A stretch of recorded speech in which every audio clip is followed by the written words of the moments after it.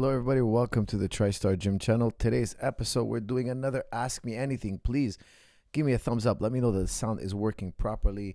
You know how I always mess that up. Give me a thumbs up. Let me know the sound is working properly. Guys, Ramadan Mubarak to you all. That's why I've been out of touch for a bit this month. I haven't been able to produce as much content. Been laying low. Ramadan's been very tough as usual. It's a time for taking it easy. Not as much activity, fasting, no water, no drinking. For those of you not familiar with Ramadan, we don't eat from sunrise. We don't eat or drink from sunrise to sunset for an entire month. One more week of Ramadan. For all of you who are fasting, hang tough, and Ramadan Mubarak to you all. Okay, guys, with that said, let's kick it off. Thank you for those thumbs up, guys. I really appreciate it. First segment, we talk about fitness, training, combat sports. After that, we open it up to Ask Me Anything. Okay, so somebody kick it off. Give me a question. What are we talking about? Starting off, fitness, combat sports, anything related to fitness and MMA. Let's kick it. Thoughts on Khamzat versus Whitaker. That's from Lebanese Mamba. This is a really tough one, okay? Really tough one. I know both gentlemen, so I don't want to... this is such a hard one to pick. I like Whitaker because it's 5 rounds. I like Khamzat because he's just the wolf. You know, he can do it all. He's going to take Whitaker down. He's going to hold him down for a while. Can he do that for 5 rounds? Can he put Whitaker away? He has crazy finishes. Whitaker is a black belt. Whitaker is a former world champion. I mean, if he beats Whitaker, it'll be huge, especially if he does it in the later rounds. If he can do it in the later rounds, he's going to be... There's nobody can stop him. If he can prove to us that he can go deep in a fight, that's the big question about Khamzat. Can he go deep in a fight, navigate the later rounds, and win? Now, we saw him fight Kumar Usman. The later rounds didn't seem as dominant as the first. We saw him fight Gilbert Burns. It came down to the wire at the last round. It came really close. Some people could have argued also that Gilbert won that fight. Very close fight. How is Khamzat going to go? How is he going to look in the championship rounds? Is he a front runner? Is he made of championship material? Does he have the maturity to fight smart and finish strong in the later rounds? We're going to find out. I can't wait. It's a very tough fight, guys. For me, I'm giving it a 50-50. It's really a 50-50. Why? We have young blood on one side, then we have experience on the other. Whitaker, though, he's been knocked out a few times. He's been hurt in the octagon as well. He's been finished in the octagon. He came back strong against Paulo Costa. Yes, he got hurt in that fight. He's been hurt. You know, almost like every fight he gets hurt. Khamzat can not only hurt you, he can finish you. Guys, make sure to use your promo code when you go to jujiclub.com. Guys, please make sure when you go to jujiclub.com, there's a promo on the top of the website. It tells you what the promo code is. Punch it in. Get 50% off any item. Make sure to pick up A Man's Guide to Throwing a Punch. It's one of the best instructionals I've ever created. I've added now an extra hour of footage about how to hit the bag. For those of you who bought it in the past, don't worry about it. You get the free upgrade. All you got to do is log into your account and go check out the playlist, and you're going to see new edition. Over an hour of footage added to A Man's Guide to Throwing a Punch. It's everything you need to know about punching. Blocking, punching, offense, defense, and also how to hit the bag, the rules of what to do, how to do a bag work, how to put it together. It also comes with a PDF, guys. It is one of the best instructionals ever made. It's great. Make sure to get it. It's full of gems, and it's just been upgraded a whole hour on how to hit the bag. Guys, also, if you're curious, check out KimoraPowerTrainer.com, a new device on how to create new training device on how to create more torque in your Kimura. I think it's going to be everywhere. I love it. I use it myself. It is fantastic. It's the best way, in my opinion, to develop core strength. I designed it. I absolutely love it. It's super simple. I wish I had it 10 years ago. It's kind of like you have an arm, and you just tie it off to a bungee cord, and you work reps. You have a Kimura grip, and you can go as hard as you want. You can get as much tension as you want. It's absolutely nuts. An incredible way to develop your grip, your core strength, all the Kimura muscles, sports specific torque on the arm. I absolutely love it. Okay, guys, next question. Coach, Bobby Knuckles is going to finish the Wolf. That's from Mateo Vergara. Whitaker is a great finisher as well. And in the later rounds, I think he has the advantage because he's fought championship rounds before. It's never been an issue for Whitaker. Whitaker has never had an issue with the rounds 4 and 5. However, whenever we saw Khamzat go deep in a fight, we've always seen there was a struggle. He's a big, strong guy. He's very intimidating. He's very offensive. He's very aggressive. However, he does slow down, it seems. There is a lull in the action in the later rounds. Coach, your brother Ayman won me big money. I was surprised, brother. Firas was underdog. That's from Pompey. Thank you very much. You shouldn't be gambling, Pompey. You know, ultimately you're gonna lose money if you keep gambling. I really don't recommend you gamble, but thank you for the kind words. Don't worry about Khamzat's gas tank. That's from Mazias. Well, we'll have to wait and see, guys. I'm gonna be in Saudi Arabia, so I'm really looking forward to it. It's gonna be my first time in Saudi Arabia, and I'm very much looking forward to visiting.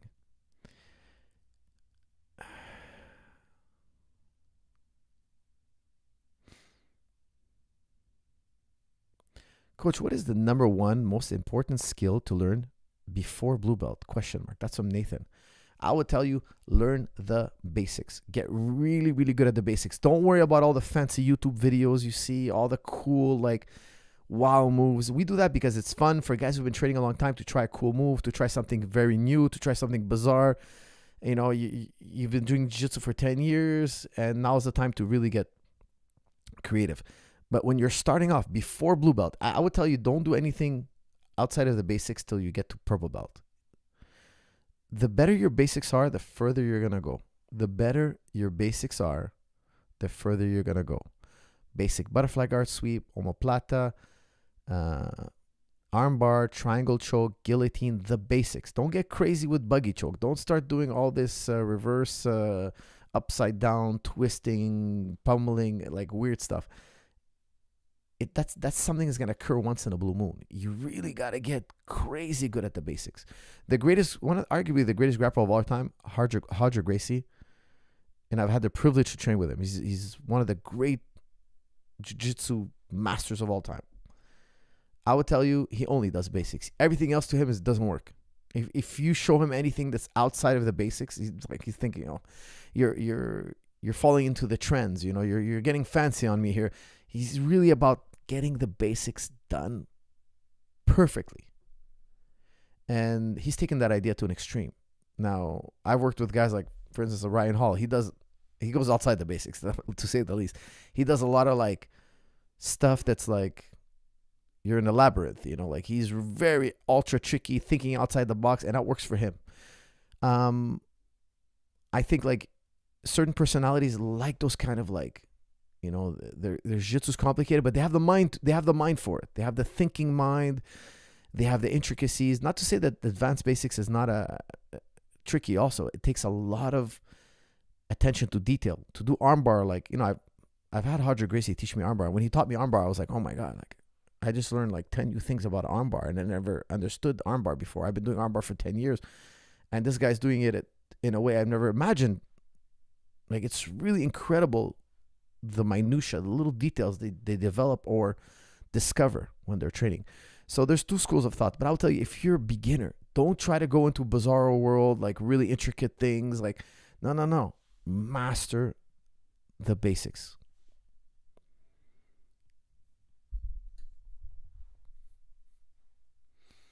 Weidman's eye poke thoughts. I didn't see the Weidman fight yet. I haven't watched those fights yet. But I saw it's a major controversy. Did they return the fight? Did they overturn the fight? Hold on, let me look that up. Chris Weidman. Gee, I heard I saw a headline that they reversed the decision. Is that possible? No. It says here it's still listed as the winner. Unanimous decision, technical. I haven't seen it yet. Okay, so I'm not sure about what happened. Coach, what would you recommend for us to do with the upcoming Bitcoin halvening? That's from Prod by Mobine. Guys, usually I save those questions for later, but crypto is so hot right now. I really want you guys to be careful. I'm a big crypto enthusiast. I'm not going to give you guys financial advice, but I'll tell you right now, there's a big question. Are we at the top? People buy the top. People FOMO, fear of missing out. They buy the top. But you have the halvening. The supply is going to be cut in half very shortly in April. Very shortly. A year after the halvening. Usually it's about a year. Then you have this surge in price. So you've got time. In my opinion, the price is still going to dip. I believe the price just dipped recently, today, yesterday. But you know what? Here's the thing. Here's my school of thought for you guys. If you believe, now I think crypto is going to be here 10 years from now. If you believe crypto is going to be here 10 years from now, invest. If you're just trying to make a quick buck, you're trying to time the bottom and sell at the top, I would tell you don't touch it. You're going to lose money. 99% of you are going to lose money. Don't try to time the top and time the bottom. It's impossible. Even the top guys can't do it. If you think crypto is going to be here 10 years from now and it's going to be a successful project, which I think it is, blockchain will never, I don't think humanity will ever go back on blockchain. The blockchain is a brilliant idea. It's immutable. Nobody's controlling it. It's free, it operates on free market forces. It's going to be successful. Let's not forget what we learned from Adam Smith, one of the great economic thinkers. He talked about the invisible hand. Okay, I won't tell you what price to sell your tomatoes, grapes, whatever product or service you're selling. I won't tell you what price to put on it. The market will tell us. If everybody on the block is selling tomatoes, man, you're gonna have to sell them for cheap. If you're the only guy on the block selling tomatoes, if you're the only guy in the neighborhood selling tomatoes, and everybody wants tomatoes, well, guess what? You're gonna have to raise your price because everybody wants those tomatoes. Supply and demand. Let the market decide. The more we have free market forces at play, the better the economy. The economy will self-balance. Okay, that's what Adam Smith called the invisible hand. I truly believe in this. I just gave it in a nutshell explanation. It's not a thorough explanation, but I really believe that Bitcoin, it has the free market forces behind it, and it's going to work. So I'm investing in it. Now, I would tell you guys, don't try to time the top. Don't try to time the bottom. Just budget $100 a week or $100 a month or $100 every 3 months, whatever amount you think is fair. I would recommend investing 10% of your income. Like, as a rule of thumb, if you make $500 paycheck, $50 is going to go into investment. Now, what are you going to invest in? That's up to you. Would I go into crypto? Yes. Why? Because I think in 10 years from now, crypto is going to be massive. Now, Bitcoin, in my opinion, is going to be here 10 years from now. 99% of those altcoins that people invest in won't be here from now. A few will be winners. 99% of them will be losers. So altcoins, it's really a high risk, but high reward. Bitcoin is far more trustworthy in my opinion. And it's only trustworthy. Look, Bitcoin is made up money. It's fantasy, imagination money. However, so is government money. Fiat currency is also imaginary fiat. Fiat is also imaginary made up money. Nobody needs little green pieces of paper. Nobody, if you live in Canada, nobody needs little pieces of multicolored paper. Nobody eats that. You can't warm up your house with little multicolored pieces of paper. The only reason why money works, fiat money works, is because people accept it. It's accepted by us. We've been trained to accept money. We use money instead of bartering. We need a medium between each other for product and services, trading product and services. And Bitcoin is better than fiat currency, in my opinion. That's my opinion. So that's why I invest in it, because I think fiat currency is going to die a slow death. It's a melting ice cube. We had the pleasure of having Michael Saylor on here, one of the largest Bitcoin holders in the world. He came on this channel. If you guys didn't see it, look up the interview. We had a great discussion about Bitcoin, and I've been buying Bitcoin ever since. Now, I don't try to time the top or bottom. I just buy a little bit every so often. I don't even look at the price. You don't need to look at the price. Because if you're thinking long term, it doesn't matter if you bought it at 60,000, 65,000, 70,000. If you're in it for the long term, it doesn't really matter. At the end, the guy who did the dollar cost average, when you put a little bit every time without looking at the price, you put it periodically, every month, every second month, every week.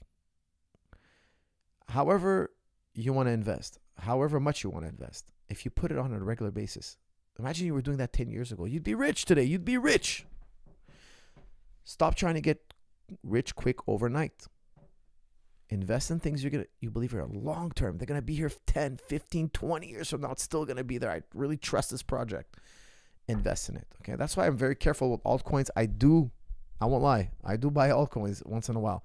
Small amounts because I think they can go 100x. They can go 1,000x. But I never put in more than I'm willing to lose. Okay. And it's got to be a project that I think is really interesting. Okay. Like now, people out there are merging AI with blockchain. Wow. Now, I've heard of hype projects before. It could be the biggest flop. It could be the biggest flop.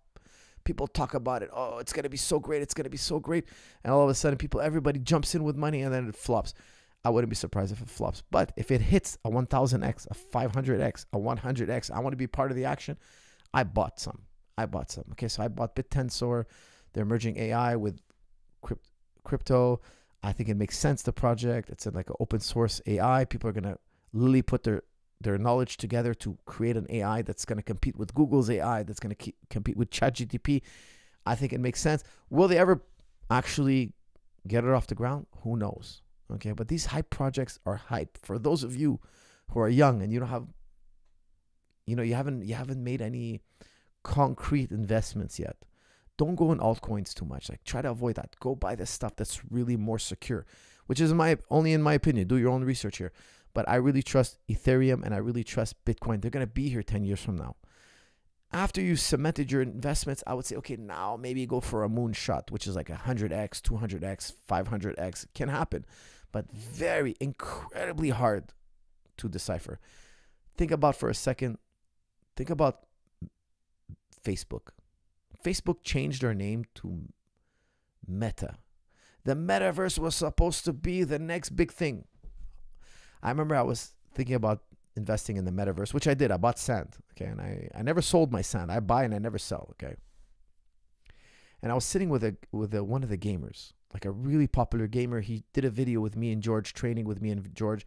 Then we went out to eat and we were talking about the metaverse. This is years ago. It's like 2-3 years ago. His name is Nick A30. He's got like a wild, like a lot. I think he's got over 1 million followers on YouTube. He's a very famous gamer. I never heard about him before. We met, we talked, we got along. He's actually Lebanese, if I remember correctly. He's half Lebanese or something like that. I sat with his dad. His dad is Lebanese. And I'm like, I was asking about, the metaverse. And he's like, oh, look, I played Mana and I played Sandbox. I like Sandbox a lot better. I'm like, really? And Facebook's about to change their name to Metaverse. I'm like, man, Metaverse is the next big thing. Think about how big. Think about Facebook, a giant company like Facebook, is going to change their name to Meta. Like, you think they've done their research. You think like they were all in. They could see like all this money's coming into this project and they have stuff on the back burner nobody's seen before. You'd think that. So you're like, oh, I'm getting a whiff of this metaverse. So I bought sand. I bought into the metaverse. And what happened? It flopped. Even all the hype behind professional gamers telling you it's good. Facebook changing its entire brand. Now, I still think the metaverse is going to come around. I think we're going to see the same cycle. We're going to see Bitcoin skyrocket. Then it's going to be Ethereum is going to skyrocket. Then it's the altcoins. And along with the altcoins, everybody can start talking about metaverse. I don't know when it's going to take off. Metaverse can take off years from now. I think the reason why metaverse didn't take off is because all the best game developers are still on PlayStation and Xbox and all that. That's where the money's still at. But in the future, there's going to be a hit game on the metaverse. And if it so happens to be on Sandbox, all of a sudden people start going for that new gaming experience that only metaverse can supply. If that does happen, I can't tell you how many people were messaging me, hey, we want to do a metaverse game. We want TriStar in the metaverse. We want Coach Zahabi in the metaverse. I've had a bunch of meetings over that. People are talking about the metaverse. Then overnight, it died. Nobody's talking about metaverse no more. I'm very confident it's going to come back. I think it's actually a really smart idea, but it came out too early. People talked about it way too early. It's still too young for it to take off, but it will. I was in Bitcoin long before it took off. And I could tell you, like, people thought it was crazy that Bitcoin was at $1,000. That was insane. Everybody was like, oh, that's insane. It's gonna collapse. People are overvaluing it. It's a Ponzi scheme. It's gonna crash. $1,000 today for a Bitcoin is unfathomable. Like, I don't know if we'll ever see $30,000 Bitcoin. I don't think we'll ever see a $30,000 Bitcoin again. Okay, guys, here we have a super chat. This is from Shiz, the top G of the chat room, of course. Buy pay-per-views, ladies and gentlemen, for my boy Kamzat. Time to shut all the doubters, including analysts I respect, even though they get it wrong. Respect for Robert, but he knows and understands the power of an elite wrestler. Double champ smash. That's from Shiz. Shiz's favorite fighter. I'm assuming he's Kamzat. He's always here tooting Kamzat's horn. We all love Kamzat, but Shiz, even you have to admit that in round 3 against Usman, he seemed to have slowed down. And Whitaker is bigger than Usman and has a lot of 5-round experience.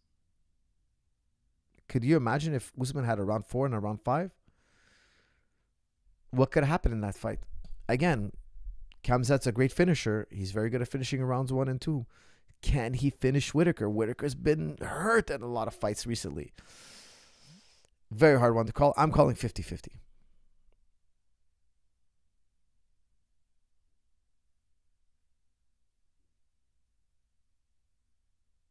Coach, this sounds a bit like gambling. That's from Pompeii. No, Bitcoin is not gambling, okay? You're buying a product or service. If you're buying a product or service, it's not gambling, okay? Gambling is a game of chance.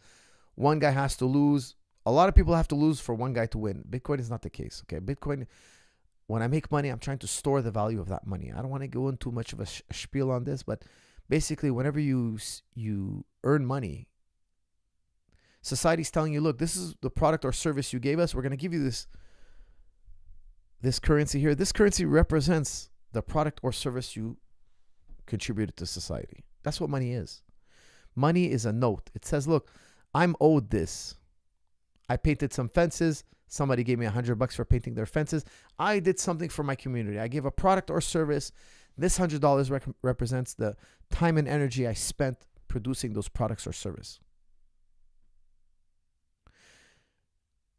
When I put that $100 in the bank and the banker keeps printing money, now my $100 gets diluted in the pool of money. Every time the government prints more money, my $100 now is not as powerful as it used to be. Why? It's a smaller percentage of the money out there. When the government prints out money and there's more money in circulation, people raise their prices. You know, there was a time where you can buy a soft drink for a nickel. Now, today, you go to the store, you buy a soft drink for $1.50. Tomorrow, it's going to be $5 a soft drink. Years and years from now, it's going to be $10 a soft drink.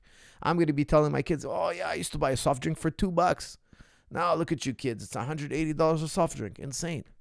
Inflation. Okay, so if I keep that $100 under my pillow, years and years from now, it's more like $70. When I go to spend it, it's only got $70. It only has the purchasing power of $70.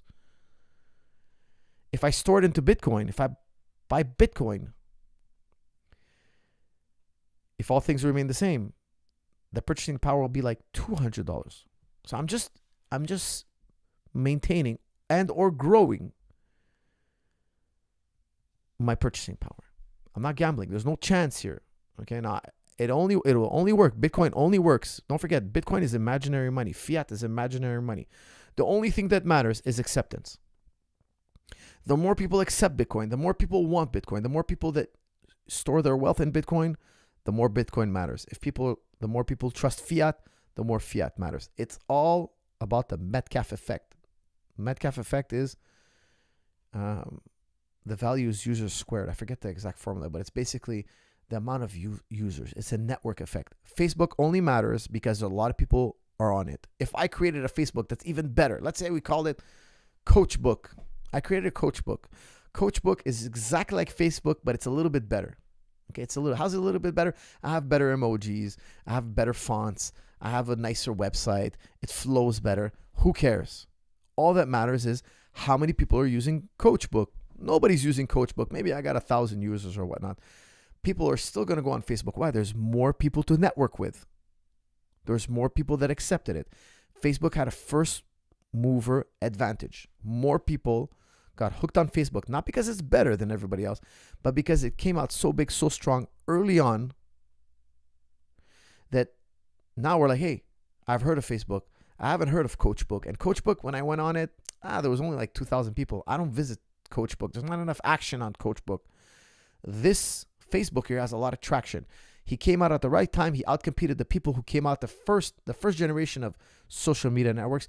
He was one of the best. Today, you can make one even better. It's too bad, so sad. You don't have the traction. You don't have the volume of people networking on it. Bitcoin has the volume. There are coins out there that do a better job than Bitcoin. Nobody cares. Bitcoin is the Mona Lisa of crypto. It comes with a story. It comes with a reputation. It's known. Wall Street is talking about Bitcoin. Everybody's talking about Bitcoin. I think it's going to be here 10 years from now.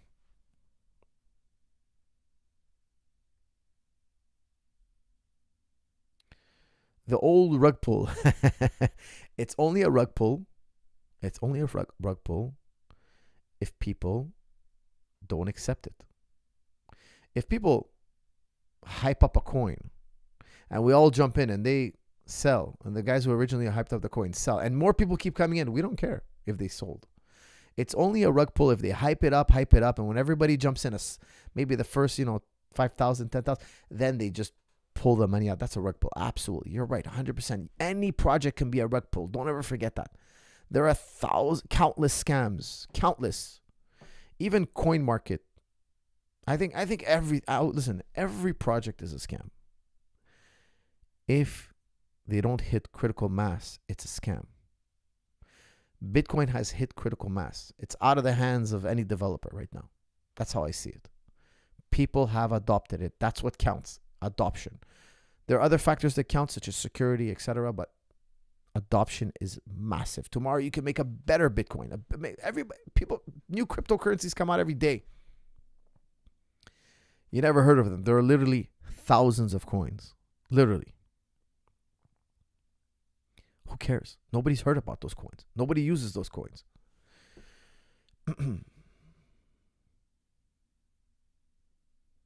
Coach, do you own any digital real estate?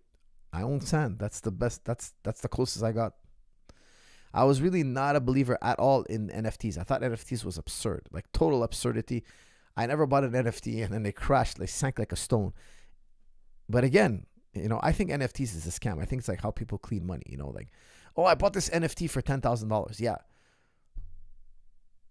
Or I sold an NFT for $10,000. Yeah, you kind of sold it to an anonymous account. You kind of like washed your money. You put your money in another account. You bought that NFT from yourself. Who the hell would want NFT thumbs up, for $1 million? Oh yeah, just art has been used to launder money for generations. Okay, so I think NFT is a huge scam. But then again, I think everything is a scam until it reaches mass adoption. If it has mass adoption, if it has critical mass, it's out of the hands of any developer, then and only then is it legitimate. In my eyes.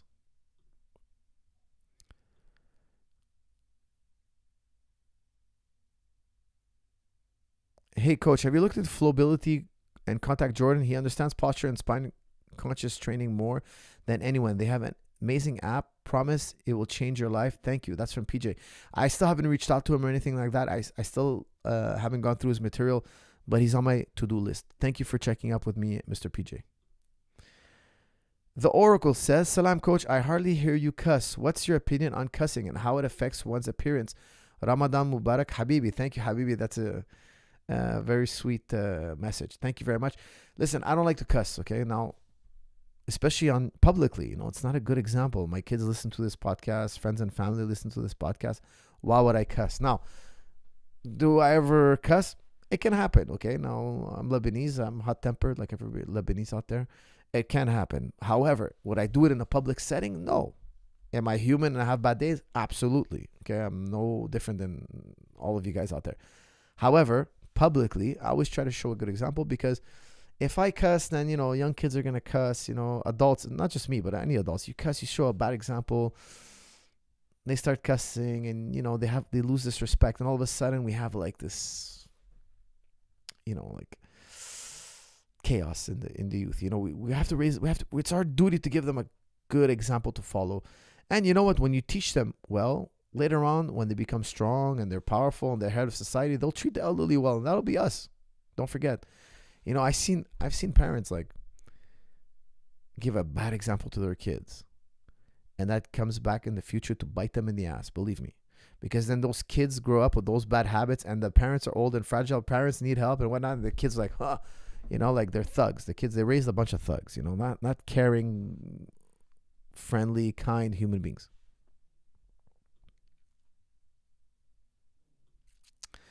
Okay, guys, I'm always doing a mix of super chats and non-super chats. Don't forget, okay? I have watched almost each and every video of you on YouTube regarding philosophy. Can you recommend some books for someone who wants to start reading philosophy books? That's from Azar7.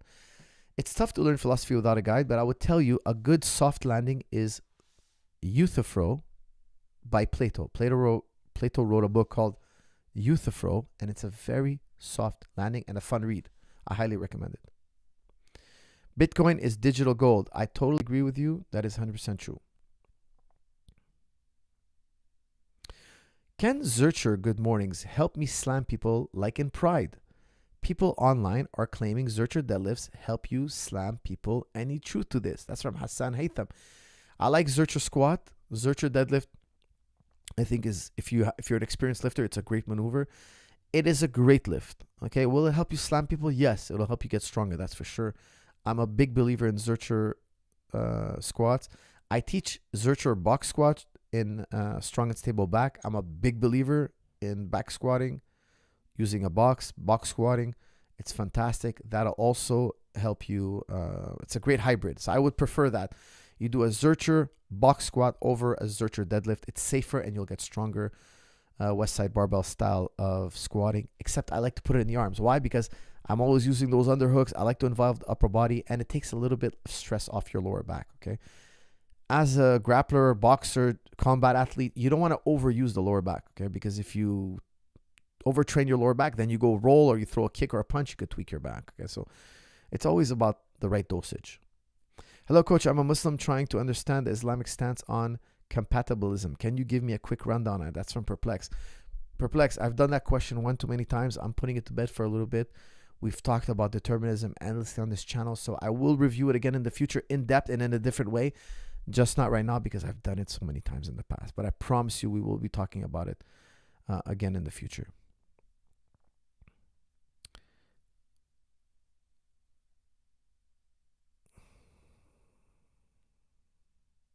Any advice to someone trying to get back into training after being diagnosed with chondromalacia patella, which is damaged cartilage in the knee? Damaged cartilage in the knee. That's from Faizan. Faizan, I'll tell you something. I never go to the doctor. For my joints, I never go to the doctor.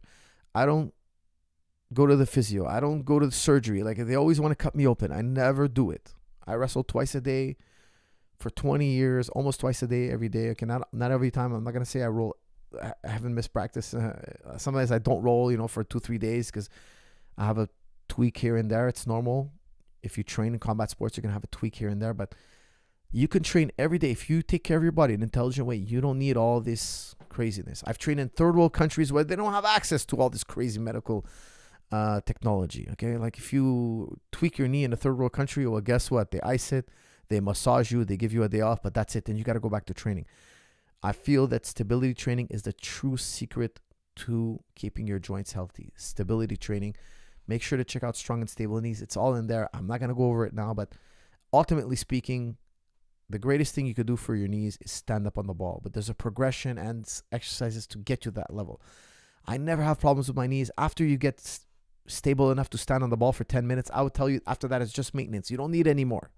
You don't need to do backflips on the ball. You're plenty sturdy. Like, it's crazy amount of sturdiness. And the true secret is that we have proprioceptors. Okay, so proprioceptors is nerve endings in your joints. They tell you where your joints are in time and space. That's a trainable reflex. If you have good communication with your joints, when your joints are out of a line, when they're in danger, you kind of get a spidey sense. Okay, now this is not like fiction. This is, proprioceptions really do exist. It's a known medical, biological fact. That's how you know where your joints are in time and space. Of course, stabilizer training helps to stabilize your muscles, hold the joint tighter, but also you have a better body awareness. If your leg is out of position, you're going to know it earlier. Why? Because you're so used to working stability, getting in position, never breaking the correct position. Once the correct position starts to break, you're going to get alarm bells are going to be ringing. You're going to be more in tune with being in the correct position. Make sure to check it out.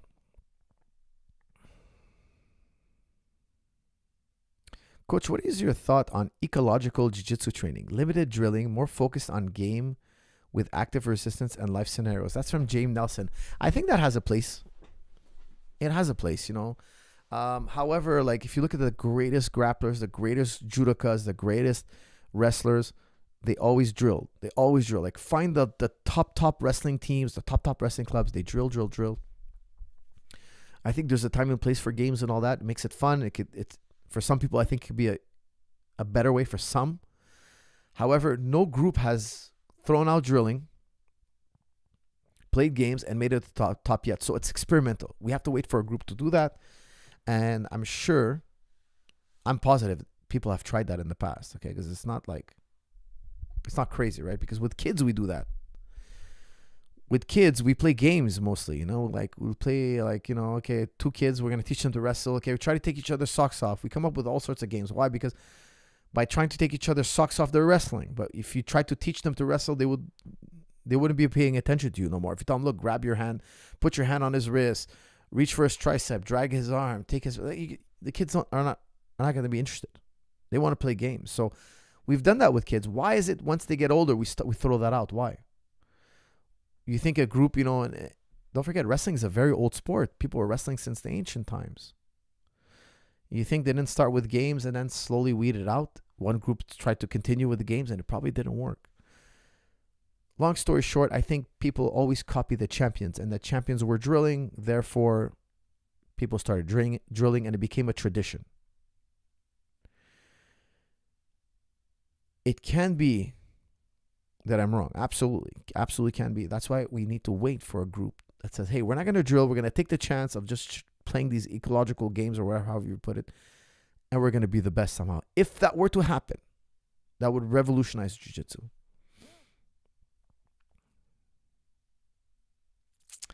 Greetings from Peru, Coach. I'm a blue belt in BJJ. I stopped training because my shoulders started to pop out. I have built muscles since then. But do you think I'm retired from BJJ? Please be honest and cold. That's from Luis. Luis, no, absolutely not. I've hurt my shoulder a bunch of times, okay? I actually have pretty good shoulders. Really, really good shoulders. They don't bother me so often. But you have to learn how to take care of your shoulders. I'm not going to go in depth, but get strong and stable shoulders. Go to jiu-jitsuclub.com. That's why I made those videos, because I get asked these questions all the time. It's pretty wild. People don't know how to take care of their bodies, okay? Make sure to invest. Get strong and stable series. You have strong and stable back, strong and stable running, strong and stable knees, strong and stable neck. Take care of your body, guys. UFC 299 was one of the best cards. My theory is Chito will forever be the first who gave Sugar his first loss. Sugar won the rematch, had lots of failed KO knockout downs, and finishing attempts for for 5 rounds. Chito Badass Trilogy, ? That's some shiz. No, it was too one-sided. Okay, I saw the fight. I don't want to see the rematch. Chito has to go back and win a few fights, change his game, make some adaptations, because he doesn't have the means to beat O'Malley right now. I think O'Malley would just run away with another 5 rounds. It just wouldn't be an entertaining fight, because we already know what to expect, and the fight I don't think would be any different. So there's no need to run it back right now until Chito goes back to the drawing board, comes out with a new game plan, comes out with new ways to a new approach, and shows us that he's, you know, evolved in new ways. And I'm sure he will. I have no doubt. We haven't heard the last of him. He's very likely one day to hold the title. I still believe that the Chito train can make it to the top and touch gold. He's an absolute killer. However, I don't think he can beat O'Malley at this time.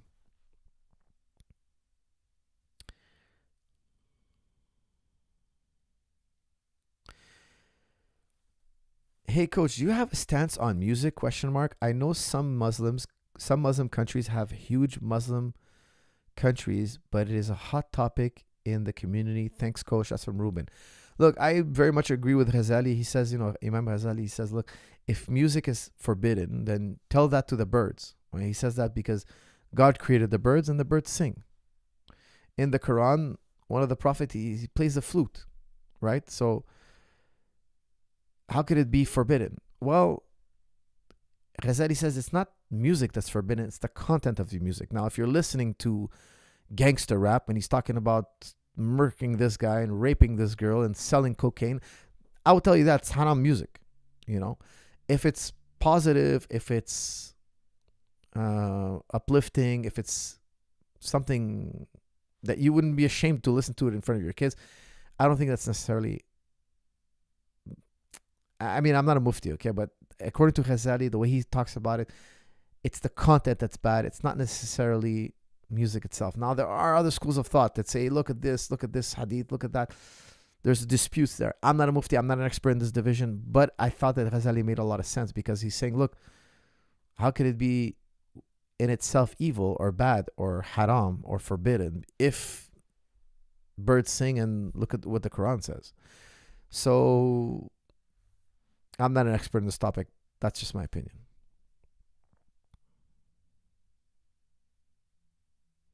I've sent super chats twice and they weren't read. I officially give up. That's from Keti Metue. Keti Metue, please just text your. I don't see how I missed a super chat, but if I did, apologies. You could have just, Keti Metue, you could just put your question right there. I would have read it. All right, let's see what I can do from here. Okay, Katie, I'm putting you as the moderator, hopefully.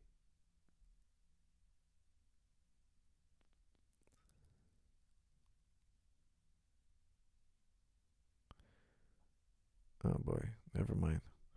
Okay, I was trying to pin you or something, but it's not working. Okay, pin message. All right.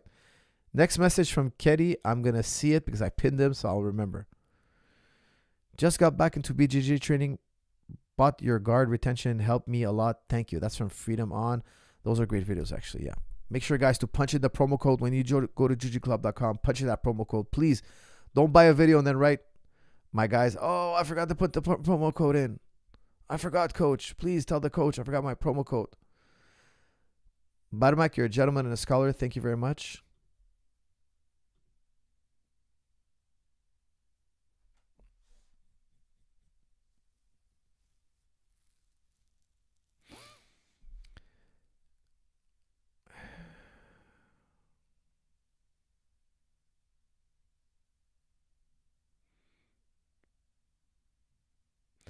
Coach, have you ever heard, Salam, Coach, have you ever heard of Fernando Pessoa?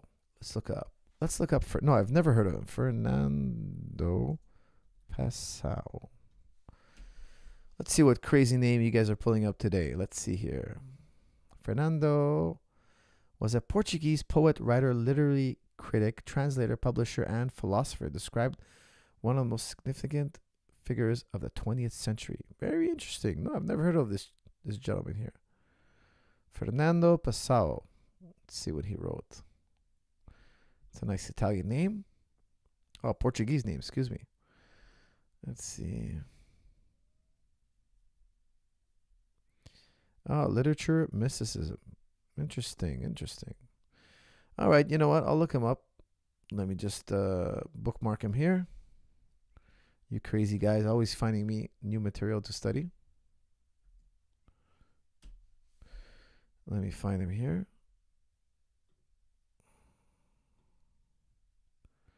Put him on my watch later playlist, and I will have a listen to what he says. Slam Coach, can you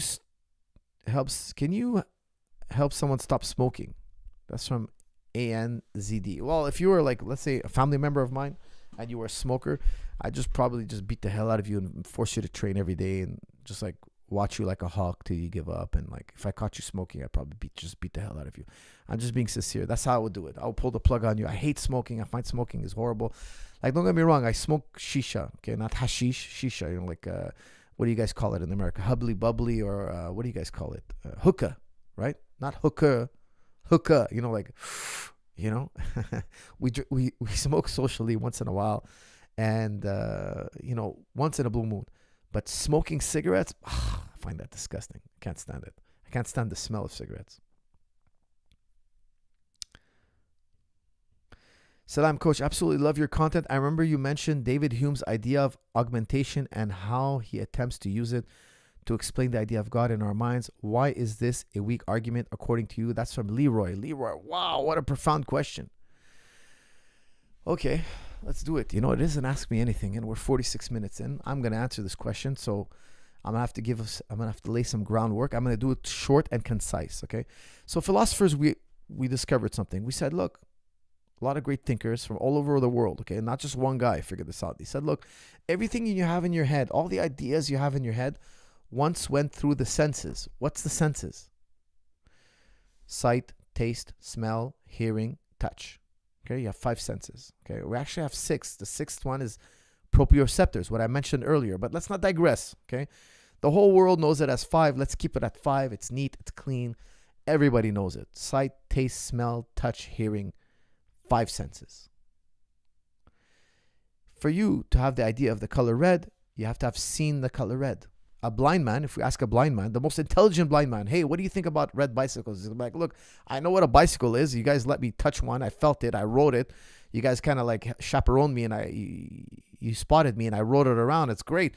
But when you talk about red, I have no idea what you're talking about. When you talk about bicycle, I remember the feeling of what a bicycle is like, what it's like to be on a bicycle, what it's like to touch the handlebars. That I can recall. But red, I have no idea what you're talking about. And you tell the guy, man, you're such an intelligent man. You're so smart. How could you not understand red? He'll tell you, look, I've never seen red. I'd have to see red, and I don't have eyes that work. He cannot imagine red. Now, if one day a doctor fixes his eyes, let's say he was, he had a deformity in his eyes, and the doctor was able to go and correct that. He fixes his eyes, takes off the bandages, and he sees the color red for the first time. Let's just say there was a painting of a red apple on the wall. Just a big, beautiful red apple. And somebody points to that red apple. He says, see that painting on the wall? That's an apple. That's a red apple. That's the color red. Now, the blind man's like, whoa, I know the color red now. I know the color red. Now he can imagine all sorts of things with the color red. So then, as he leaves the hospital, he sees a black bicycle. And you show him the black bicycle, and he rides the black bicycle. And you tell him, look, this is a black bicycle. In his mind now, he can imagine a red bicycle because he saw that red apple. He saw the bicycle. Now he can imagine a red bicycle, even though he hasn't seen a red bicycle yet. You guys kind of get what I'm saying, right? Think about it as ingredients. I have all these ingredients. Every time I experience something with my 5 senses, whether I hear something, taste something, touch something, smell something, or see something, now those are ingredients in my head. Those ingredients, I can use them to make a cake. Mental cake. Let's say I can think of the marshmallow man. I saw a human being. I saw a man. I saw a marshmallow. I dreamed up the marshmallow man. The marshmallow man doesn't exist out there in the world, but marshmallows and men do. In our minds, we make a collage. We make a collage. Okay, that's a fancy word. Let me use a... What's a good English word for collage? Because collage is a French word. I don't know if everybody out there understands that word. We make a Frankenstein. We take our ideas in our head and we dream up a Frankenstein. So for instance, I'm going to dream up, let me dream up something for you.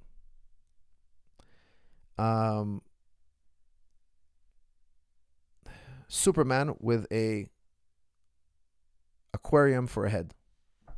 Picture Superman in his cape and his blue suit, but instead of having his pretty little face, he has an aquarium for a head and there's a goldfish. I saw a goldfish swimming in a bowl. I saw Superman comic books. I just made a collage for you. Every idea you have in your head exists out there in the world. Every idea, not the collages, but every ingredient that makes up those collages. Okay. Now we have we have many ingredients in our heads that we were born with. That's where rationalist philosophy comes from. Okay, rationalists, we believe we're born with innate ideas. Okay, now it's just not just me saying this. Is a lot of great rationalist thinkers throughout history. And we say, look, we have the idea of the divine. In our minds, we have the idea of the divine, but we didn't see a divine anything. Every time we look out in the world, we look for a divine something, but we never find it. So we're like, oh, we were born with that idea. Okay, rationalists believe we were born with that idea. It's an innate idea. Now, Hume, he's an empiricist. An empiricist believes that we were born with no ideas. Okay, so you have rationalists on one side. I'm a rationalist. I'm one of the rational. I subscribe to that way of thinking. And then you have the imperialists on the other side. Not the imperialists, excuse me. The empiricists. The empiricists. The empiricists say there's nothing in your head that you didn't sense with the senses, and you're born with no innate ideas. Zero innate ideas. Zero. You're born a blank slate. Rationalists, we believe, no, you came into this world with ideas. Now, I'll tell you something. In psychology, they've done thorough testing on newborn babies. And their findings support the rationalists that babies are born with thoughts, not thoughts, but with ideas. They're born with ideas. Okay, now I don't want to get too much into that, but believe me, I'll tell you something. If you ask for the consensus in psychology, they tell you that babies are born with ideas. They now agree with rationalists. Before we had all this fancy data, we just argued about it all the time. Now, Hume was saying, look, your idea of God comes from augmentation.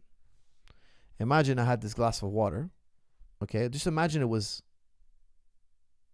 like just a quarter full. Okay, now it's about half full, but imagine it was a quarter full only. And you came and you poured water into my glass and I saw it augment. Now I have the ingredient of augmentation in my brain. I can take that idea of augmentation and mix it with all the other ingredients I have. So imagine I take my idea of man and I augment him. I'd say, look, if he's this smart, I'll make him even smarter. If he's this strong, I'll make him even stronger. If he's this nice, I'll make him even nicer. I'll just augment him in so many ways. Ipso facto, there's your God. That's what Hume is trying to say. His argument from augmentation is to say that, look, you took something out there in the world and you mixed it with augmentation. Now, some people believe in the God of lightning, the God of thunder. You just took thunder and man and you mixed it together and you augmented it. That's why I totally subscribe with the God of the Quran. Most people could not think on this level because the Quran is always telling you over and over again, this is 1,000 years before Hume. The Quran was telling you, don't mix the idea with God with anything. God is not augmentation. The Quran refutes Hume before Hume even existed, before Hume was ever born. This was an argument that Hume was using against Christianity. It wouldn't hold against Islam because Christianity says God came down as a man. This man is God. Hume says, look, God didn't come down as a man. You made man into a God. You augmented man into a God. You made him stronger, more powerful, eternal, etc. You made a collage.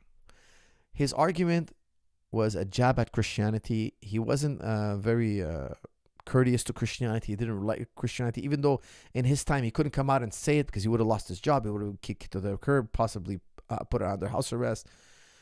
He did live in a sensitive time, even though it was a renaissance, even though things were getting better for secularism. It still wasn't a free-for-all. Okay, the church was still very powerful. Okay, so you had to tiptoe. You had to be careful.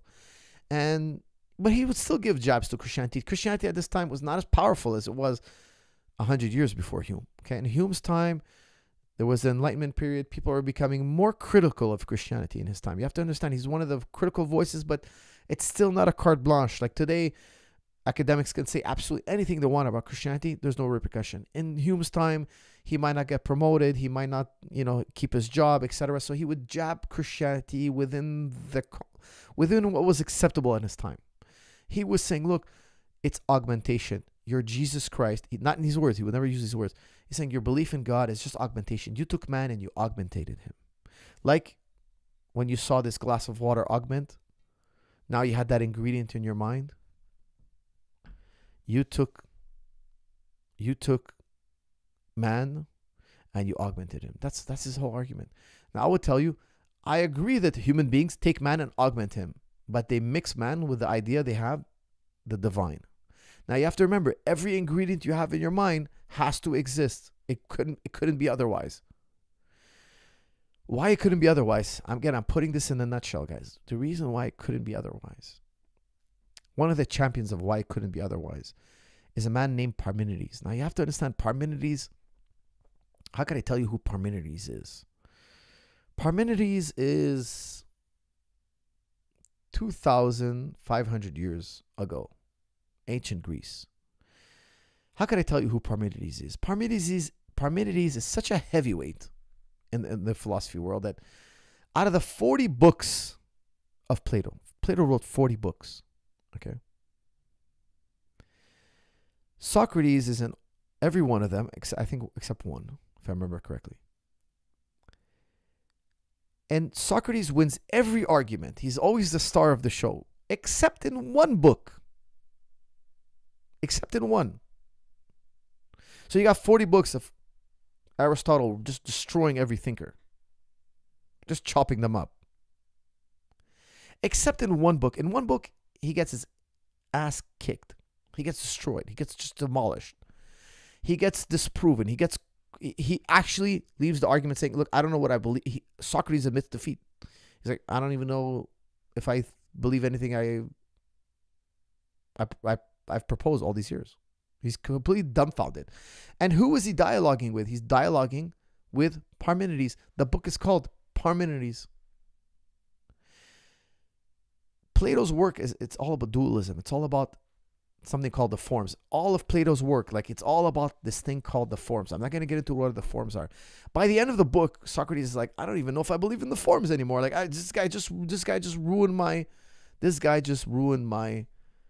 entire philosophy. And who was that man? Parmenides. Parmenides asked one thing. He asked many things. One thing he says, look, you can't talk about what doesn't exist. Try to talk about what doesn't exist. Go ahead.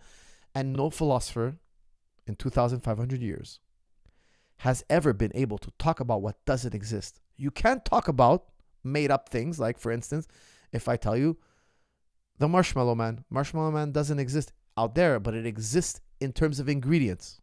Remember, we have marshmallows exist, man exists, you made a collage. Okay. Parmenides is fully aware that it's a collage. He's like, yeah, but he's talking about give me an ingredient that doesn't exist. It couldn't be that something that didn't exist became an ingredient. It has zero potential to be. Don't forget, it doesn't exist. By definition, it cannot affect the world. It cannot affect reality. Something that doesn't exist cannot affect reality.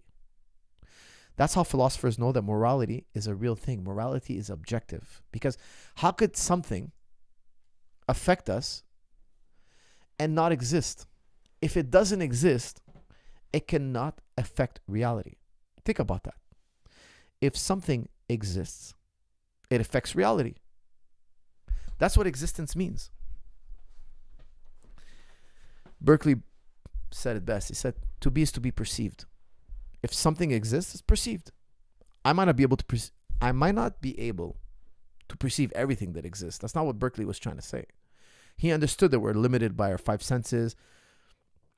I don't see ultraviolet rays, etc., but they exist. With certain sensitive equipment, we can detect them. He's just saying that if something exists, it can't be detected. If something doesn't exist, it's undetectable. It's undetectable. Now, this is very high-level thinking. This type of thinking has been criticized for thousands of years. And let me tell you, esse percepi, or to be is to be perceived, is a tautology. It's a self-evident truth. I might not be. It could be that ghosts exist. I can't perceive them. Maybe there's a ghost in this room right now. I can't perceive it. However, if it does exist, it's perceivable. There's a possibility of perceiving it, even though I can't do it. It's beyond my limitation. I can't see the farthest stars in the universe, but they exist. Now, if I had a long enough telescope or reach or some kind of way to magnify my vision, I would detect it. The thing is, it is detectable. It doesn't mean I have to detect it. It's just the fact that it is detectable. If something exists, has the potential to be detected. Not by me necessarily, but it is detectable. That's the whole heart of the argument. Okay. Now, there's a lot more to it than that, but I just gave it to you in a nutshell, and I hope it made sense to you. Yusuf Katal, watching you after suhoor. Well, thank you, my brother. Glad to hear that. Is Olympic lifting generally the best kind of lifting for most martial arts? Question mark. That's from Kai Too Serious. I love Olympic lifting. However, you need a coach. It's very complicated. I would tell you do power clean, power snatch. Don't actually try to do the full Olympic lifting unless you have a really good coach and you have the mobility to do it. Okay, so it's really, really a complicated sport. That's why I personally don't teach it. I do use Olympic lifting, but I personally don't teach it. I've trained Olympic lifting with professional coaches. I just feel that I'm not a good enough teacher, even though I've been doing it for many years. I'll show it to my professionals, yes, because I'll risk their, not that I'll take the chance on them because I think it's worth the reward and the risk, but I wouldn't teach it publicly. Why? I'm not the best guy to teach Olympic lifting. You have to go find a really good coach, and it's all about moving weights fast, not heavy. Don't go too heavy because I'm telling you, most people, if they do Olympic lifting, they don't have the mobility needed. They're kidding themselves. You have to do a hybrid exercise. So like, Michael Kogan, again, one of the greatest coaches ever. He does like a scarecrow. He does an Olympic lift, but he doesn't do the catch. It's brilliant because you don't need to be as mobile. Maybe one day I'll show Michael Kogan's version on video. But the thing is, it has to be, for me to show you guys something, I have to believe it's super safe. I don't want ever to put anything in my system that the average Joe is going to hurt himself with. He's going to tweak his back. He's going to bulge a disc. He's going to pull his shoulder. I want to avoid all that. Now, I'll be honest with you. I use Olympic lifting. I use it. Why? Because it's worth the risk. Because the benefits are there. Yes, it is incredible for explosiveness, power, strength, developing your grip. Olympic lifters measure the strongest grips from athletes. Like, Olympic lifters are so great. It's just that most people don't have the mobility and the coordination and the patience to learn the technique.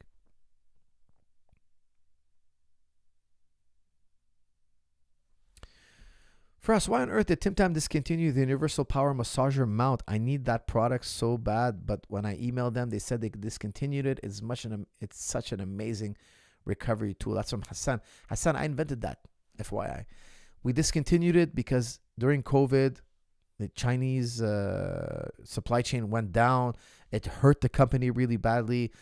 We had orders piling up, and we couldn't get our stuff out of China. It was really, COVID destroyed everything. Okay, COVID absolutely destroyed everything. Tim Tam's making a comeback. It's remedying all the people who didn't get their stuff. It took us years to do it. It took us a very hard, very difficult path, but it was a force majeure, act of God. Call it what you will. The whole COVID disaster crippled the company. It was a perfect company, very well received. Everybody loved it, super happy. And I'll tell you something. Before COVID, I had about like 5 sponsors. I got a letter, from every company that was sponsoring me, telling me because of COVID, they're invoking force majeure and they're canceling the contract. Literally, no joke. Like, all my sponsors. And I understood, look, COVID, supply chain, everything's amok. We don't know what's going to happen in the future.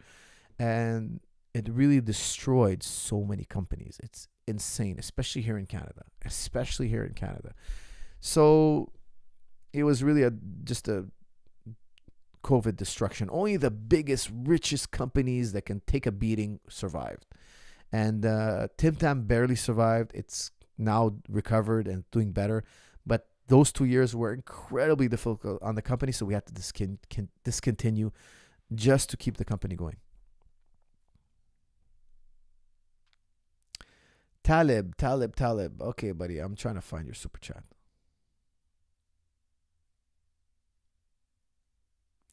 Salam, Coach. Have you heard of Dr. Abdullah Rahman's Islamic model of the soul? There is an associated diagram. Please look it up. Wow. A diagram. Abdullah Rahman. Let's look it up.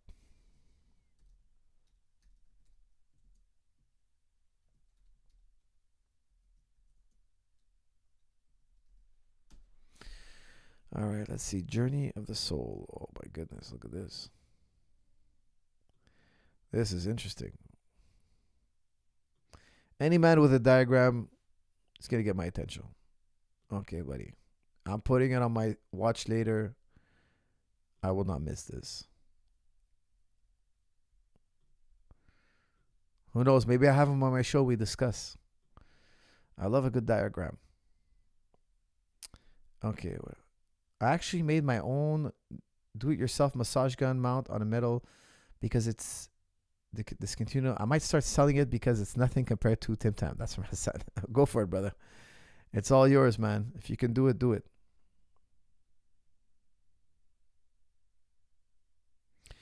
I had to train in Olympic lifting for 8 months to pick up my wife and carry her to the bedroom on our honeymoon. That's from Jonathan. Jonathan, man, maybe you should just got a lighter wife. I don't know, man.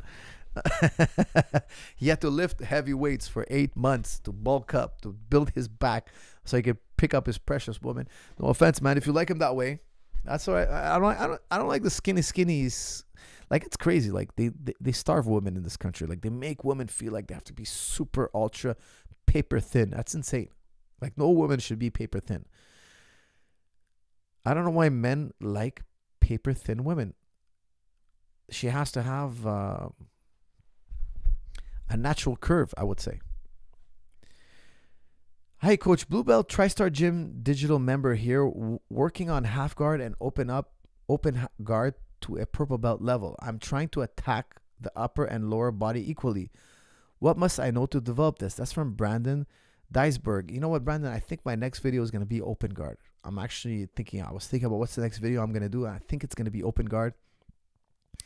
But it's going to be a bit advanced. So it's not going to be an advanced basic series. It's going to be like, probably like, I don't know, I'm going to give it a name, but that is actually a very important topic. The best video I have for that now, I would tell you, is check out Ashi Infinity, volumes 1 and 2. Really good about attacking upper body and connecting to lower body. It's a really, really good series. It's 2 videos.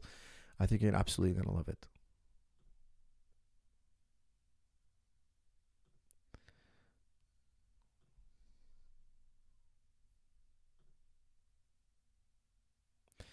Why aren't Nordic curls in strong and stable knees? It's a great exercise. Should be included in, can help prevent injuries. Even GSPs doing it. That's from Hassan.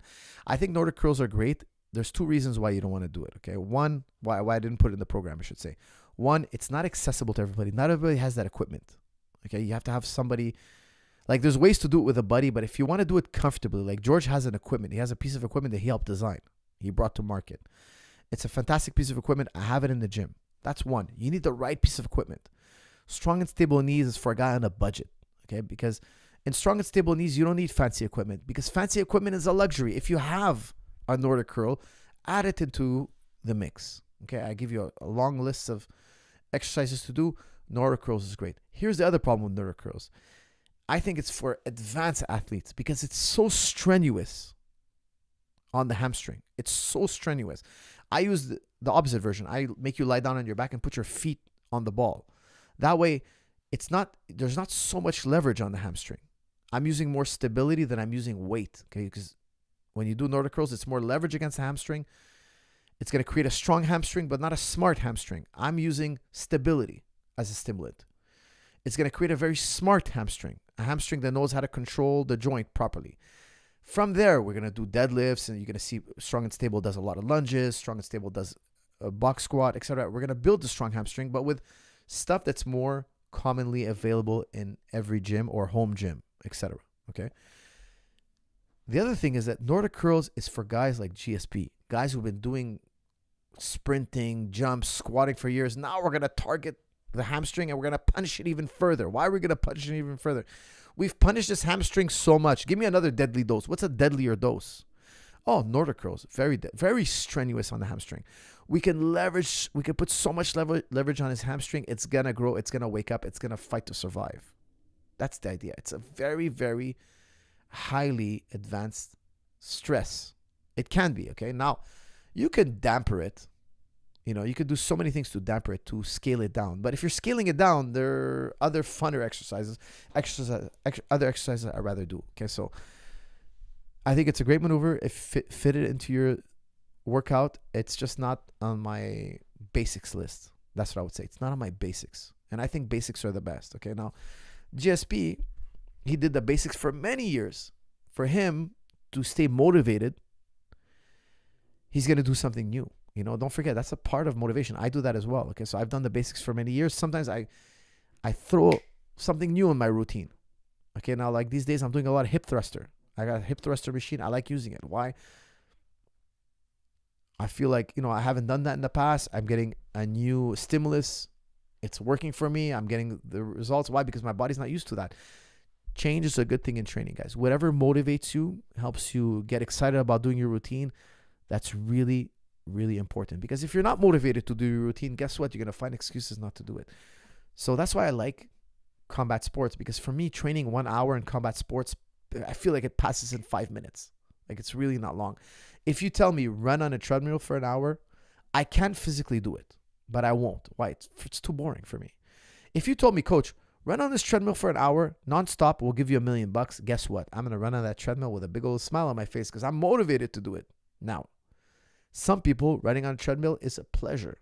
If you're one of those people, then that's a good thing for you. Put that in your routine. For me, running on a treadmill, it's torture. I'm not tired. I'm just bored of being run on this treadmill. I'm just bored of staring at this wall.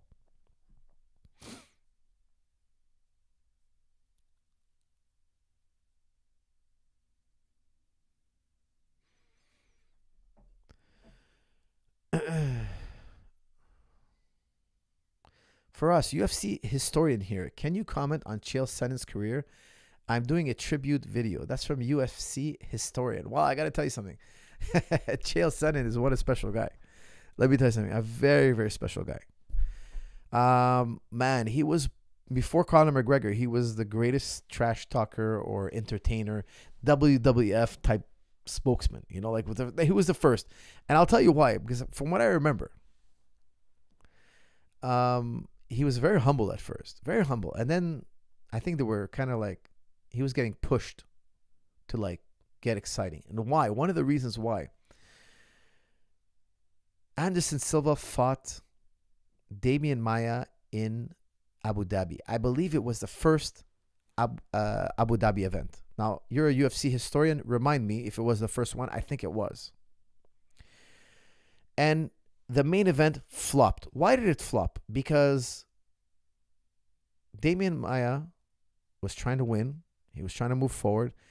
And Anderson Silva was kind of like joking around, picking and poking, sticking and moving, circling around, like literally like jogging in the ring. Like he's just winning, but like in the safest manner, not fighting.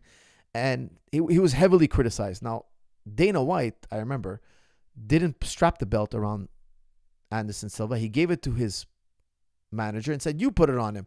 And then he went out publicly and said he was considering cutting the champ. Imagine Anderson Silva at the peak of his game. One of the greatest fighters to ever fight. Wins a hands down win in Abu Dhabi. But Dana White was furious and the fans were furious. Now, I don't remember the fight totally, but I remember how everybody felt afterwards. Everybody was upset. Everybody was like, oh, it was a horrible main event. Anderson Silva didn't do anything. He just circled around and, you know, he won. Technically, he won, but it was so boring. He didn't take any risk. He didn't fight Damian. He didn't show up. It was like a disaster. I think it's no coincidence that right after that, Chael Sonnen went on a rampage. He went on a rampage. All of a sudden, the guy he hated the most in the world was Anderson Silva.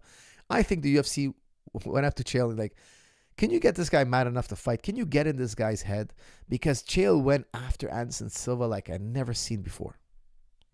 Like he was just insulting Anderson Silva left and right and just going after him every which way. And he was winning fights and a title collision was about to happen. Now, I was there when they fought the second time around. I was there. The first time that they fought, I was watching it on TV. I think I was at a Bellator show or something, and I had another fighter at Bellator. So we were watching it on the big screen, and we saw Chael Sonnen beat Anderson Silva for 4 rounds and 4 minutes. The last minute, Anderson Silva throws up his legs, gets a triangle choke, and armbar combination. Okay, now Anderson Silva was getting beat down. Guys, if you haven't seen this fight, go watch this fight. It's a crazy good fight. Okay. Chael Sonnen is just putting on a clinic.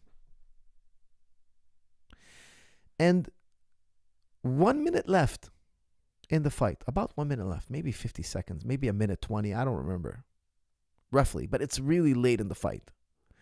Anderson Silva puts on a triangle and starts to simultaneously, from the triangle hold, armbar Chael. Now, armbar, 1 minute left in a world championship fight, you let your arm break. If you're being triangled, which I don't think he was in a triangle but not being choked, you go out. You go out, man. Listen, if I was in a 5-round fight and there's 1 minute left and I'm in an armbar, I swear to you, I would never tap. So what? My arm is broken. I'm world champion. I feel all better already. Doesn't matter you won 10-8. You broke my arm 10-8. So what? I'm still the champion of the world. Yet, that's not what happened. Chael Sonnen tapped. He tapped. He quit. I can't believe it. And I like Chael. I've hung out with Chael. I've talked to him. He's a great guy. He's a nice guy. But I couldn't believe. Why would he do that to himself? Because he could win. If just let your arm break. And I know Chael doesn't care about his arm that much. No man cares about his arm more than he would a championship title. No fighter who put that much time and energy. Believe me, these fighters, they go through so much to get to a title fight that letting their arm break is no tall order. I bet you 99.9% of them would allow their arm to be broken. I think it was more self-sabotage. And let me tell you why. Chael Sonnen has lost 2 other times in that same fashion. He's in a title fight in WEC, and both times, if I remember correctly, both times he lost to a last-minute submission. Let me look that up to double check, okay?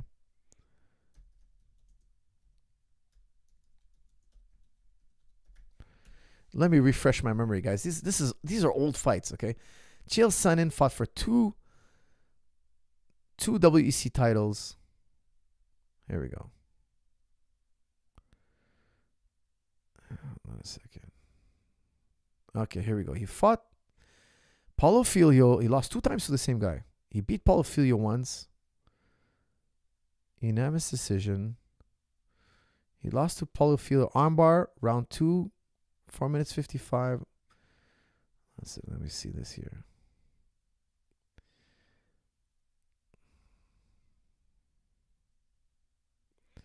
Okay, it might have been just one other time. He had a world title fight, was beating the guy.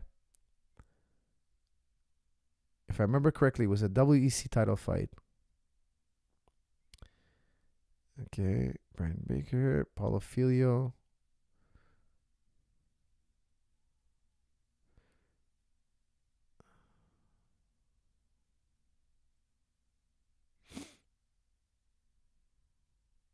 Okay, it might have been just one other time. But somebody explained to me how you can be. I think he just panicked.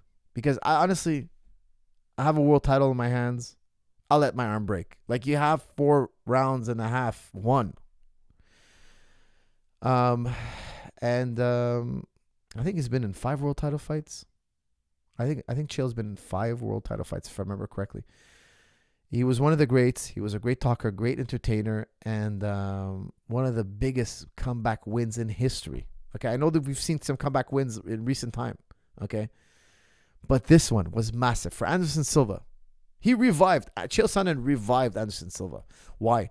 Because Anderson Silva wanted his head on a platter.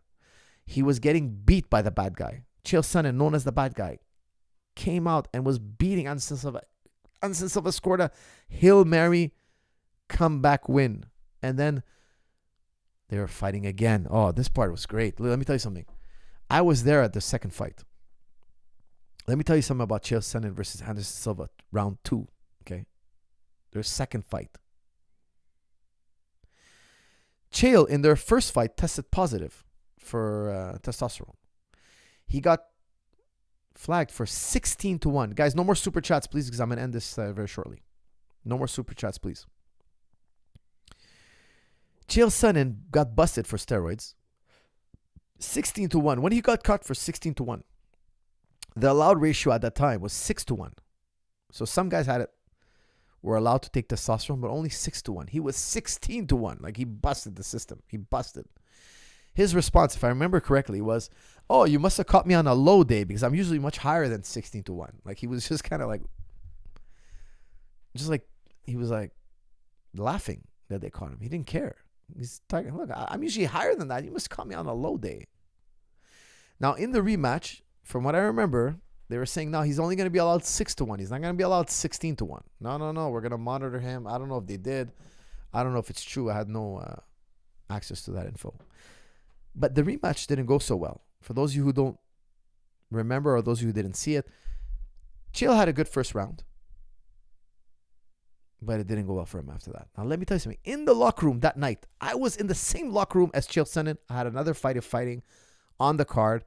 I was in the same locker room as Chael Sonnen before he went out to fight Anderson Silva. And let me tell you something. He was sitting quietly in a chair.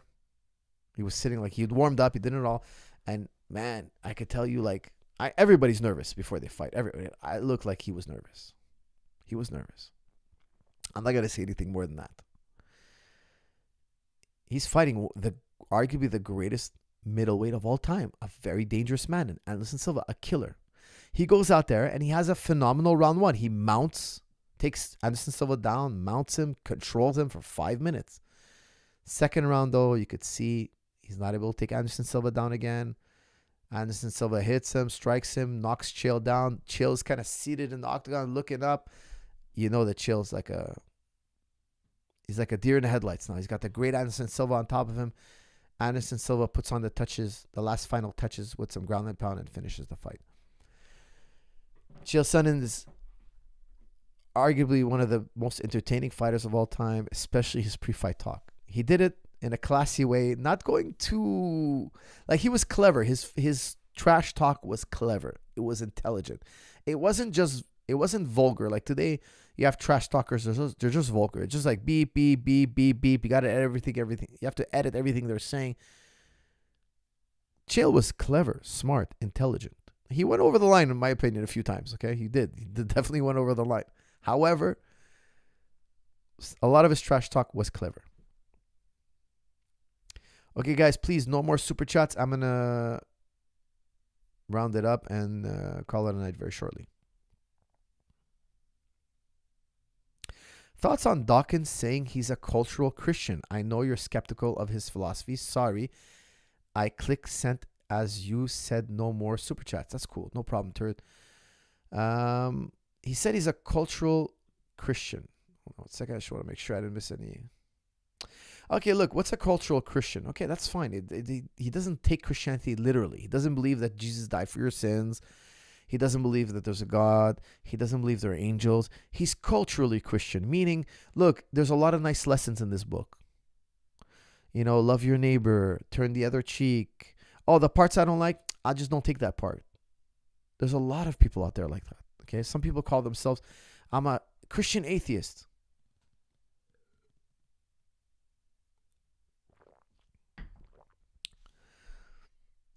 How could you be a Christian atheist? Well, they're going to tell you, look, I believe in a lot of the things that are said in there. I just don't take them literally. I don't believe Adam and Eve. I don't believe in Noah. But I do believe that you should love your neighbor. You should treat children kindly. You know, there's a lot of beautiful lessons, and I'll take that. That's a cultural Christian or a secular Christian. A Christian who believes, who's I would say, an Orthodox Christian. I'm using that term loosely, okay? Somebody who literally believes there's a God, there's angels, there's sin. It actually matters if you're good or bad. It actually matters if you sin. Because here's the truth. If you're an atheist, there's no right and wrong. There's only what benefits you. So Dawkins will say, look, if I'm a cultural Christian, it benefits me. Why does it benefit me? Well, people are going to be nicer to me because I accept part of what's important to them. I can connect with now more people in the world. You know, there's 2 billion Christians out there. I'm extending them the olive branch. We can have a dialogue. Maybe they're going to listen to me more. Maybe they're going to lend me more of a sympathetic ear. For him, it's just a tool. It's just, I can make my life better. It doesn't have to be true. It just has to be pragmatic. It just has to be useful. Philosophers, we don't care about what's useful. We care about what's true. Rationalists, we care about what's true, not just what works. I like things that work too. And sometimes things that work are not true, and I know it. And I'll say, look, I don't know if it's true or not, but it works, so I'm going to use it for my gain. I'm not crazy. I have a roof over my head. Do I know how the engineer designed my house? No, I don't know, but it works. Okay, I'm fine with that. But ultimately, we're looking for truth. When we say something, does it correspond to what's out there in reality? An atheist may be interested in correspondence, something he wants to know the truth. He could be curious. It's not exclusive. However, I would never say I'm Christian if I don't believe in Christianity. I will never say I believe in something if I don't believe in it. That would be dishonest. I really believe morality actually matters. I actually believe it's a thing. I believe that I'll harm myself if I lie. I believe morality is a real thing. I believe it's literally true. For an atheist, morality is a tool. Look, it's to help society be more pleasant, to lower human suffering, my human suffering particularly. Because think about it, if you're an atheist, that's what I don't get about the atheists. They're not really atheists. If you guys don't know my philosophy, I believe there's no such thing as an atheist. There's no such thing as an atheist. I don't believe there's a such thing as an atheist. Atheists don't exist. When somebody says they're an atheist, in my mind, in the way I see it, in my philosophy, and one day I plan to write books on this, he's doing psychology. He's not doing logic anymore. Because think about it. If you're an atheist, what do you care about human suffering? You shouldn't care. What difference does it make if there's a child out there suffering? What does it matter? It's all for nothing. So he's going to suffer for a minute or two, or a year or two, or a month or two, or a decade. So what? On a timeline, if you think about it, it's a blink of an eye. His existence is meaningless. Whether he's happy or not, he ends up in the same place. The same thing happens. It's all for nothing. This is what we call nihilism. If you're atheist, that's really reality. Reality is absurd. Reality is for nothing. If it's for nothing, who cares if he has a good life or not? What would it matter? What would it matter? If 1 million people die tomorrow, what does it matter?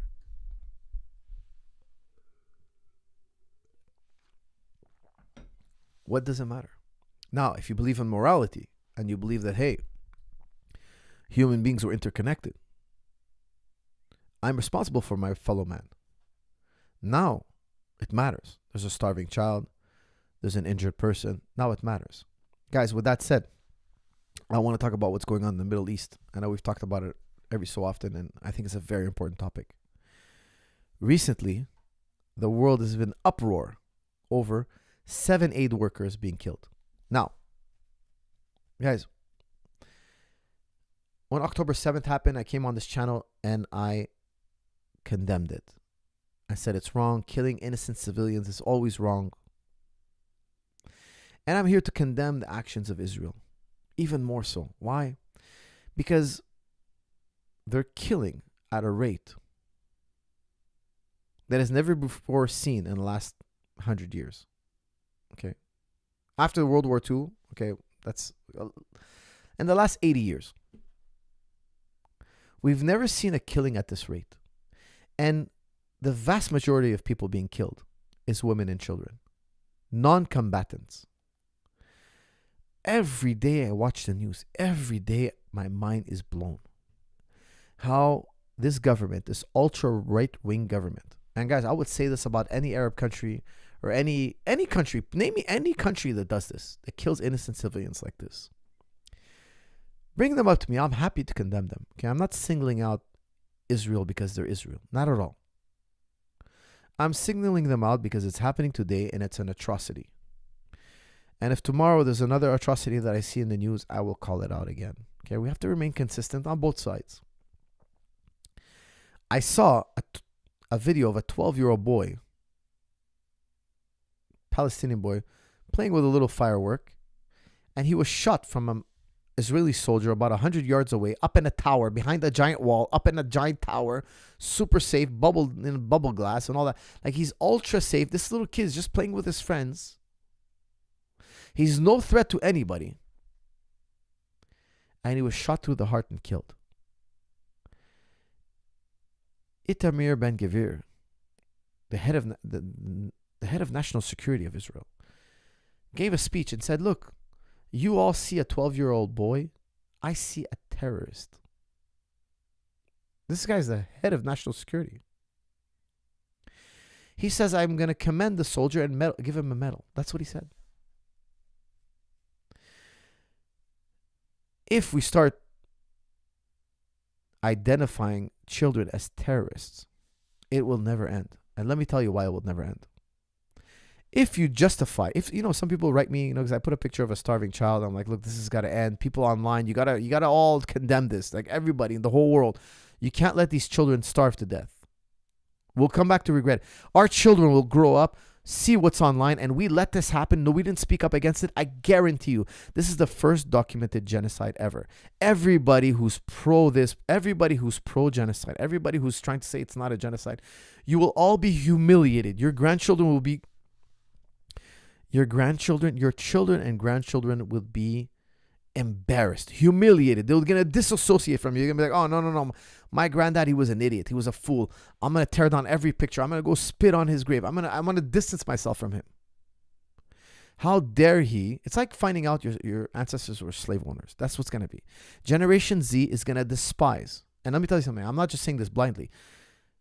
Look at the polls. Generation Z is already sympathizing far more with the Arabs than the Israelis. Far more. Like, we're talking about it. It's lopsided. It's 99-1. It's 95-1. Even so, they even sympathize more with Hamas than they do Israel. Why?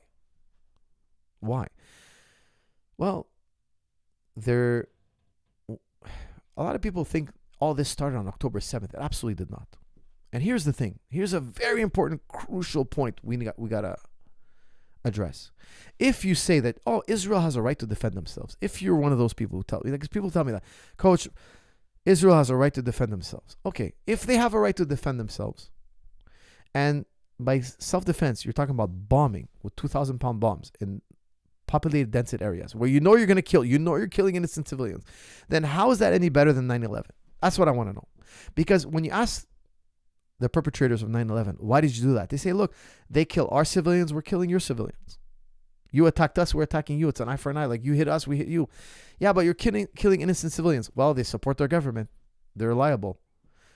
Of course, 99% of Muslims, we condemn that. Okay, 99. But there's a 1% they say 1% of extremist Muslims, they say, no. If you support the government, you're fair game. The prime minister, literally, the prime minister of Israel said that. He said, look, they could have fought their government. The Palestinians could have kicked Hamas out. If you justify the acts of Israel, you've also ipso facto justified October 7th. Killing of innocent civilians is not allowed. Now, some people are going to be like, oh no, when we kill innocent civilians, when Israel does it, it's by accident. That is the biggest lie I've ever heard. Now they just killed 7 aid workers. See, when people say that, it's because they don't understand international law. In international law, you cannot bomb hospitals. You cannot bomb refugee camps. Israel is, by the way, before October 7th, they were already found guilty by the ICC, International Criminal Court, for war crimes. Just, they can't do anything about it. There's been no country on the face of the earth that has had more resolutions by the UN put against it than Israel. The resolutions just keep getting vetoed by the US. There's no bigger perpetrator, terrorist state, than Israel. And I define terrorist state by if you break international law. There are other terrorist states, but the ultra right-wing government of Israel is run amok. And the biggest Achilles heel they have is that people online are speaking up against them. People, every day we wake up and we see death. We see killings, shootings. We saw a little girl, a 4-year-old girl, die. We heard. She's on the phone with the paramedics. My family was shot. My mother is dead. My sister's dead. Please come get me. Please. A 4-year-old girl. Then an ambulance went to go find this poor little girl named Hind. And they radioed. They have communications with Israel. Look, we have an ambulance in this area. Yeah, go for it. You're good. They killed the ambulance, the 2 men in the ambulance, and they killed that little girl. Like, these atrocities are piling up. We see it every day. And then tell us, no, there's no genocide going on. No, there's no genocide. Dude, I have a phone. Every day I wake up and I see murdered innocent civilians. And you're going to tell me, oh, it's all accidental. We're not stupid. Now you have to be, honestly, you have to be dumb as a bag of rocks if you think this is accidental. It's bloodlust. They go back. If you look at the polls in Israel, they want more blood. The Israelis want more blood. It's mob rule. You have mob rule. You have an ultra-right-wing government. A lot of people don't understand the words I'm saying, I think. For people who disagree with this, you have an alt-right government, ultra-right-wing government who thinks 12-year-olds are terrorists. A president who says that everybody's guilty. Collectively, all the Palestinians are guilty because they should have done a coup. Which is an insane thing to say, because that means every time a government does something illegally, and Hamas is not even the government anymore, but that's another story for another day. If the American government does something wrong and I don't do a coup, I'm liable to be killed. Imagine, now everybody thinks Iraq war was bad. A lot of people died, 1 million Iraqis. It wasn't worth it. We didn't achieve anything. That's what they say. They say, oh, it was wrong. I said, people who said it from the beginning, the people who are against the Iraqi war right now are looking really smart. They're looking super smart. They're looking really intelligent. We spent so much money. We had countless dead soldiers coming back with PTSD. It brought nothing but harm, and it made life horrible. The Iraqi war was a bad idea. Well, the American people, by Israel's logic, you're all fair game now. The Arabs should come and just massacre you and, do another 9/11 and do this and that. Of course, that makes no sense. Years from now, they're going to review the tape. All these videos on YouTube, they're not going anywhere. One day, somebody's going to put this all on the blockchain. It's going to be immutable. It's going to be on the internet forever.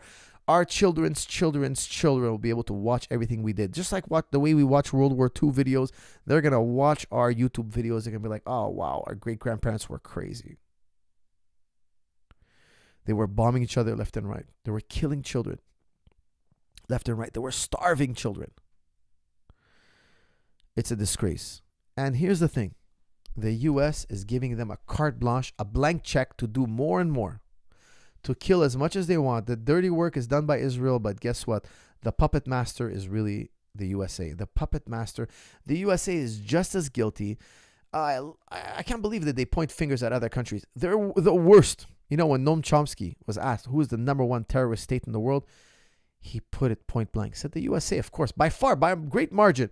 Now today, I believed him back in the day, but I believe him now more. Now I believe him far more. Far more. It's absolutely, utterly disgusting. Just yesterday, they killed 7 aid workers over a stretch of 1.5 kilometers. So they fired at them multiple times. They knew exactly who they were. They murdered 7 innocent people who were just trying to feed. They were just trying to feed a starving population. Israel sees them as the enemy. Why? Because they're schooled and indoctrinated, just like many Arabs are, to hate the other. Let's be fair here. Arabs do it too, but the Israelis also do it. They teach their young children that Arabs are subhuman. They're to be discarded. They're not to be married or interacted with, and that they're subhuman. They call us subhuman. Even when the war started, they were saying, oh, we're dealing with human animals.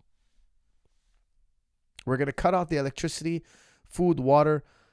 We're dealing with human animals. We're going to treat them as such. Now, some people are going to be like, oh, he was talking about Hamas. No. He cut off the water, electricity, and fuel to every Palestinian, not just to Hamas. It's not crazy to go out and give aid to the everyday person. Give it to them in their hand. Make a line, give them aid. So much aid that they don't have to rush into a feeding frenzy. If they were getting regular aid, why would they rush? And so what if it gets to Hamas? So what? Let Hamas get aid and go fight them. Put a bullet in them if that's what you really want to do. Don't try to starve them out. You'd be starving your own hostages and innocent people.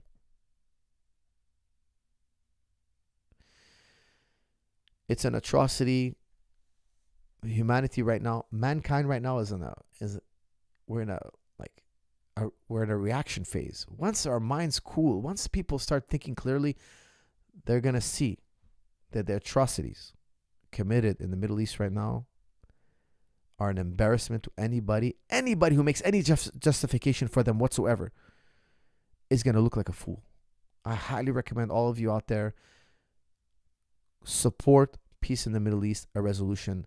Two people living together in peace, and we must absolutely get rid of the ultra right-wing governments on both sides. Islam and the Judaism is not about genocide, war, and killing of man. It's about morality and justice. We were supposed to teach the world, thou shalt not murder. Don't ever forget that. Thou shalt not steal. Thou shalt not kill. Thou shalt not murder. Yet, we're not doing such a good job of it. Guys, with that said, I hope you guys enjoyed this episode. I always do. I always enjoy hanging out with you guys. And I hope to see you all in the next episode. Thank you.